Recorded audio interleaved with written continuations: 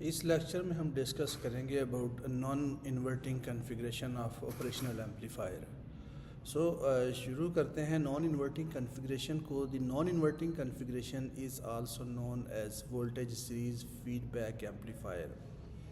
अगर इसका स्कीमेटिक देखा जाए नॉन इन्वर्टिंग कॉन्फ़िगरेशन का, तो किस तरह का है कि आपने देखा कि ये आपका ऑपरेशनल एम्पलीफायर है, इस पे आपका इनपुट इम्पीडेंस है, आउटपुट इम्पीडेंस है, voltage gain with differential voltage है। और अगर आप इनपुट देखें तो कि आपने इनपुट को पॉजिटिव टर्मिनल पे अप्लाई किया है, जो कि ये चीज़ आपको बताएगा कि ये कौन सी कॉन्फ़िगरेशन है। अगर आप इनपुट सप्लाई को पॉजिटिव टर्मिनल पे अप्लाई करते हैं ऑप-एम्प की, तो ये कहलाएगी आपकी नॉन इन्वर्टिंग कॉन्फ़िगरेशन।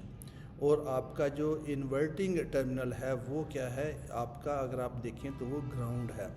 और आपका फीडबैक जो है वो थ्रू आरएफ फीडबैक रजिस्टर के साथ कनेक्टेड है एट नोड ए, लेकिन ये है किस पे कनेक्टेड है, नेगेटिव टर्मिनल पे। तो ये फीडबैक कौन सा कहलाएगा, नेगेटिव फीडबैक।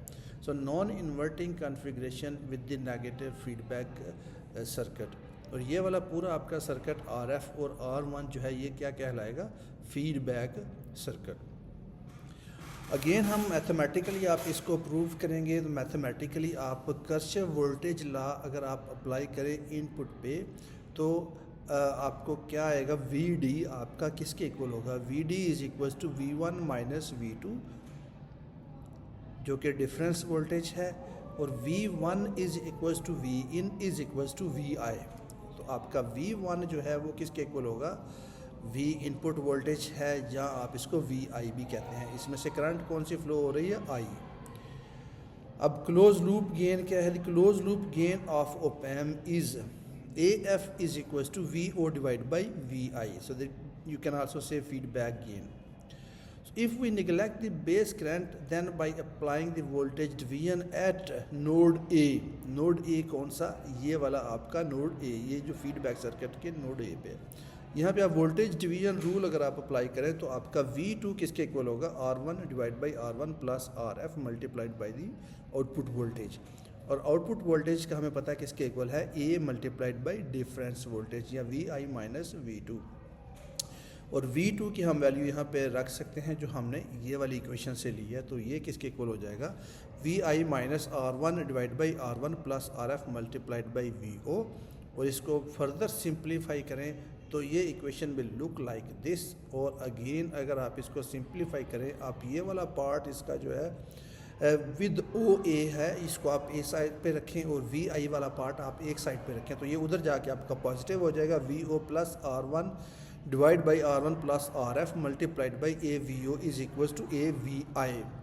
इसमें से अगर आप VO कॉमन ले लें तो that will be equal to 1 plus R1 divide by R1 plus RF multiplied by A, और that will be equal to AVI। और ये किसके इक्वल, ये वाला जो पोर्शन है इसको आप फर्दर सिंप्लीफाई करें तो ये किसके इक्वल होगा, R1 plus RF plus AR1 divide by R1 plus RF।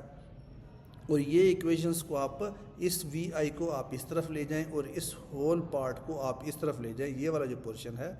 तो अगर आप इसको इस तरफ लेकर आएँ तो ये नीचे वाला ऊपर चला जाएगा और ऊपर वाला नीचे आ जाएगा, रिवर्स हो जाएगा।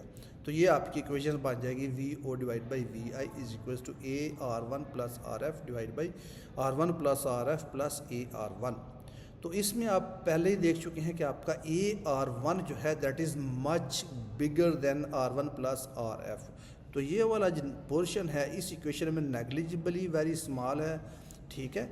तो आप इस पोर्शन को इसमें से रिमूव कर सकते हैं। तो इस इक्वेशन को आप लिख सकते हैं AR1 plus RF divide by AR1।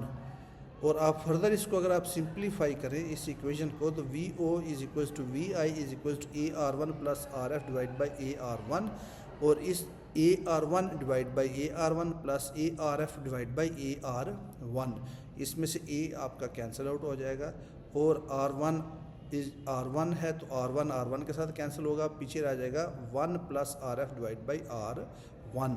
तो ये आपकी इक्वेशन है नॉन इन्वर्टिंग एम्पलीफायर की। So by using the negative feedback, we can set any value of the gain with the help of the external resistor R1 and RF. If you have any question, you can raise. Thank you very much.